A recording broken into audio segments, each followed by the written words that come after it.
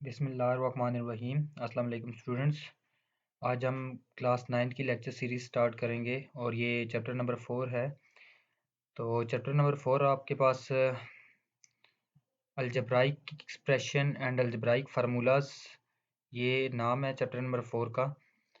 तो chapter number 4 में हमारे पास सबसे पहले आप लोगों के पास अलजेब्राइक एक्सप्रेशंस क्या होते हैं, आपको सबसे पहले तो ये पता होना चाहिए। तो अलजेब्राइक एक्सप्रेशन, ये नीचे एग्जांपल्स दी हुई हैं, तो इनको हम अलजेब्राइक एक्सप्रेशंस कहते हैं। जैसे कि ये 14 अलजेब्राइक एक्सप्रेशन है, ये अलजेब्राइक एक्सप्रेशन है। 5x² - 4x अलजेब्राइक एक्सप्रेशन है, ठीक है। फिर पोलिनोमियल क्या होता है? पोलिनोमियल जिसमें आपके पास ऐसा वेरिएबल जिसकी पावर आपके पास पॉजिटिव हो। अब जैसे कि ये x की पावर 1 है, तो ये एक पोलिनोमियल है, ये भी एक पोलिनोमियल है, ठीक है। इसके अंदर बेशक x ना हो, लेकिन ये भी पोलिनोमियल है। अब ये x की पावर 1 है, ये y की पावर 1 है, ये भी पोलिनोमियल है। जब भी आपके पास कोई पावर पॉजिटिव हो, ठीक है, उसे हम कहते हैं पोलिनोमियल। मतलब कि ना तो नेगेटिव होना चाहिए, ना फ्रैक्शन में होनी चाहिए। ऐसे हम एक्सप्रेशन को हम क्या नाम देते हैं? पोलिनोमियल का नाम देते हैं। The following algebraic expressions are not polynomials। अब जैसे कि ये है -2 -4, पावर में नेगेटिव पावर्स आ गई हैं। ये 1/y है, y ऊपर जाके माइनस y की पावर -1 हो जाएगा। तो ये दीज आर नॉट पोलिनोमियल्स। अच्छा, डिग्री ऑफ पोलिनोमियल क्या होता है? अब जैसे कि ये x की पावर 1 है, हाईएस्ट पावर 1 है, तो इस पोलिनोमियल की डिग्री 1 है, ठीक है। इसमें वेरिएबल की हाईएस्ट पावर 2 है, तो डिग्री 2 है, ठीक है। तो थर्ड में आपके पास हाईएस्ट पावर 3 है, तो पोलिनोमियल हैविंग डिग्री 3। इसने मिस्टेक की हुई है, इसकी डिग्री 3 है, ठीक है। तो हम एक्सरसाइज की तरफ बढ़ते हैं। ये डिटेल तो काफ़ी दी हुई है। रैशनल एक्सप्रेशन क्या होता है? ठीक है, ये आप लोगों के फर्स्ट क्वेश्चंस हैं, ठीक है। ये एमसीक्यूज के लिए इंपॉर्टेंट होते हैं।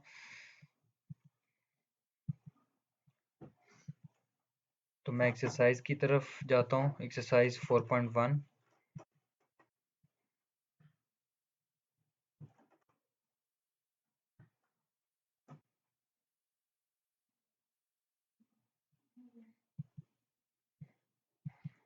Identify whether the following algebraic expressions और पोलिनोमियल्स। तो इसमें हमने ये बताना है कि ये पोलिनोमियल कौन से हैं, कौन से पोलिनोमियल नहीं है इसमें। अब जैसे कि ये देखा जाए तो 3x² + 1/x - 5, तो ये आपके पास पोलिनोमियल नहीं है, क्योंकि ये x की पावर जब x ऊपर जाएगा तो x की पावर में -1 आ जाएगा, क्योंकि इधर x की पावर 1 है, तो ये जब ऊपर जाएगा तो x की पावर -1 आ जाएगा। मैंने आपको बताया था जिस एक्सप्रेशन के अंदर आपकी वेरिएबल की पावर आपके पास नेगेटिव आ जाए या फ्रैक्शन में आ जाए, वो पोलिनोमियल नहीं होता। अब इसकी देखी जाए तो ये देखें, x की पावर 1/2 फ्रैक्शन में आती है, तो ये भी पोलिनोमियल नहीं है, ठीक है। ये आगे 9 लिखा हुआ है। फिर x की पावर 2, अब ये इसकी पावर पॉजिटिव है, इस x की पावर 1 है, ये भी पॉजिटिव है, तो दिस इज अ पोलिनोमियल। और ये तो पोलिनोमियल सामने ही नज़र आ रहा है कि ये फ्रैक्शन में है, तो ये पोलिनोमियल नहीं है, ठीक है। फिर आपने state whether each of the following expression is a rational expression और नॉट। अब कौन से रैशनल एक्सप्रेशन है, कौन से नहीं है, ठीक है। तो ये इनके आगे ये आंसर्स दिए हुए हैं, ठीक है, और बुक के लास्ट में भी दिए हुए हैं, आप लोग देख सकते हैं। तो ये इम्पॉर्टेंट है, these questions are important in in term of MCQs. तो इसमें question number 3, reduce the following rational expression to the simplest या लोवेस्ट फॉर्म, ठीक है। तो ये आपके पास क्वेश्चन नंबर 3 का फर्स्ट पार्ट है। इसको सिंपलेस्ट फॉर्म में हमने कन्वर्ट करना है, ठीक है। तो इसको कैसे कन्वर्ट किया जाएगा? 120 30 ये अलग से लिख लेंगे, ठीक है, और इन वेरिएबल्स को अलग से लिख लेंगे। और अब इसने क्या किया है, 30 को कैंसिल किया है, 0 0 से कैंसिल होगा, 3 12 से कैंसिल हो गया, 3 4 12, तो ऊपर 4 आ जाएगा, ठीक है। ये x² y³ z की पावर 5 ऐसे ही रहेगा, और ये x की पावर क्यूब ऊपर जाके -3 हो जाएगा, ये y ऊपर जाके y की पावर -1 आ जाएगा, और z² ऊपर जाके z की पावर -2 आ जाएगा।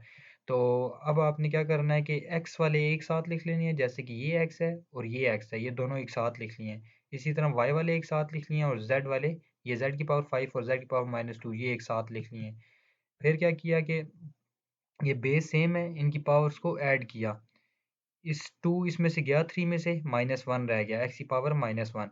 अच्छा, इसी तरह y की पावर 3 में से 1 माइनस होगा तो 2 बच जाएगा, y की पावर 2, और 5 में से 2 माइनस करेंगे तो 3 बचेगा। तो जो z की पावर है वो आपस में सॉल्व होंगी, y की पावर आपस में सॉल्व होंगी और x की पावर आपस में सॉल्व होंगी।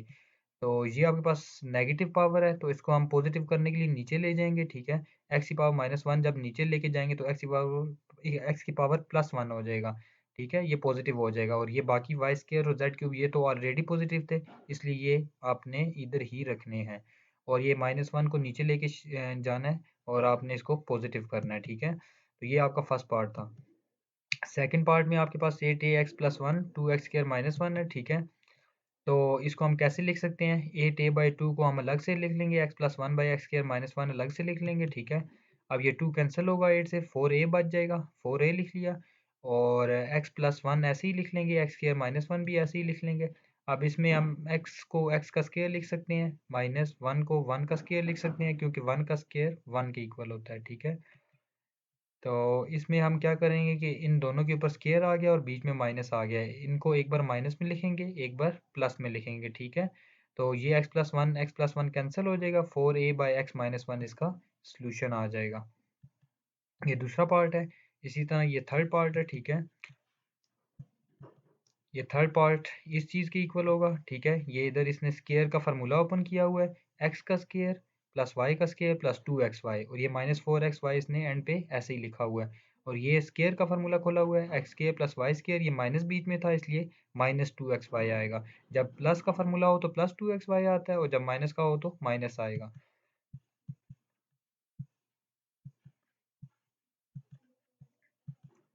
अब इसमें आप लोगों ने क्या करना है कि वो 4xy में से 2xy जाएगा, सब्ट्रैक्ट करेंगे तो -2xy रह जाएगा। अब ये दोनों टर्म सेम आ गई हैं, ऊपर नीचे कैंसिल हो जाएंगी तो 1 बच जाएगा, तो इसका सोल्यूशन 1 है।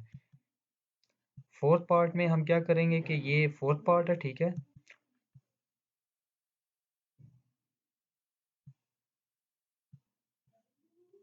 फोर्थ पार्ट में हमारे पास x³ - y³ ये ऊपर वाली टर्म्स दोनों को एज इट इज़ रखेगा और नीचे वाले को क्लोज कर लेगा। ये सारी चीज़ इक्वल होती है x³ - y³, ठीक है। ये फार्मूला है, ठीक है। ये क्लोज होके दोनों ब्रैकेट्स क्लोज होके किसके इक्वल आ जाएगा, x³ - y³। ये याद रखना है आप लोगों ने।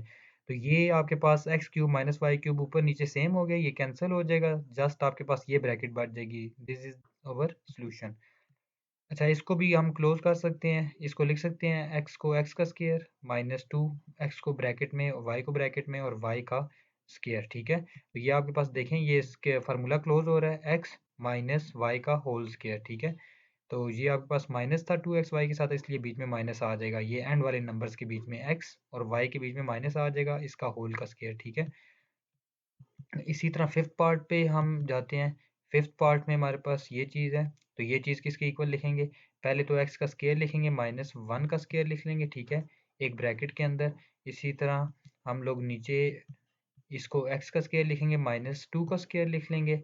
और अब आप लोगों ने क्या करना है कि इनको एक बार माइनस में लिखना है, एक बार प्लस में, ठीक है। ये x+1 x-1, और इसको भी नीचे x-2 x+2 x-2, अब ये कैंसिल होंगे, ठीक है। x+2 कैंसिल होगा, x+1 कैंसिल होगा, जस्ट आपके पास x-1 और x-2 बच जाएगा। तो ये सोल्यूशन है आपके पास। इसी तरह आप लोग ये सिक्स पार्ट देखें। सिक्स पार्ट के अंदर आप लोगों ने स्क्वायर का फार्मूला बनाना है, ठीक है। x का होल स्क्वायर -2। अब आपके पास एक क्या टर्म है, x, तो आपने x लिखना है। और b टर्म क्या है, 2, तो 2 लिखना है आपने। और ये 4 किसका स्क्वायर होता है, 2 का स्क्वायर, ठीक है। अब देखें, एंड वाले नंबर्स का स्क्वायर है और बीच में -2, और ये एंड वाले नंबर्स के ऊपर ब्रैकेट है, ठीक है। तो ये आपके पास a square plus b square -2ab, तो ये आपके पास फार्मूला क्लोज होगा, x -2 का होल स्क्वायर। अच्छा, नीचे आपके पास 2 कॉमन आएगा, दोनों में से 2 जब कॉमन आएगा, इधर x स्क्वायर बचेगा जस्ट पहली टर्म में, और यहाँ पे 2 का टेबल 8 पे कितनी बच जाता है, 4 पर, तो इसलिए 2 4 ज़ार 8, तो ये 4 अंदर बच जाएगा। अब हम जानते हैं कि 4 को 2 का स्क्वायर लिखा जा सकता है, ये 2 का स्क्वायर लिख लिया और ऊपर वाला फार्मूला क्लोज कर दिया, ठीक है। ये x -2 का होल स्क्वायर आ जाएगा। और ये आपके पास ए 4 को 2 का स्क्वायर लिखेंगे। अब ये दोनों नंबर्स का स्क्वायर है, बीच में माइनस है, जब भी दो नंबर्स का स्क्वायर आ जाए, बीच में माइनस आ जाए, उनको एक बार प्लस में लिखते हैं, एक बार माइनस में। तो ये आपके पास x -2 कैंसिल हो जाएगा, जस्ट हमारे पास सोल्यूशन क्या बचेगा, x minus two divided by 2x plus 2। ठीक है, ये सोल्यूशन है। 7th पार्ट में हमारे पास 64x कॉमन आ रहा है, नीचे से 8 कॉमन आ रहा है और 2 कॉमन आ रहा है। ठीक है,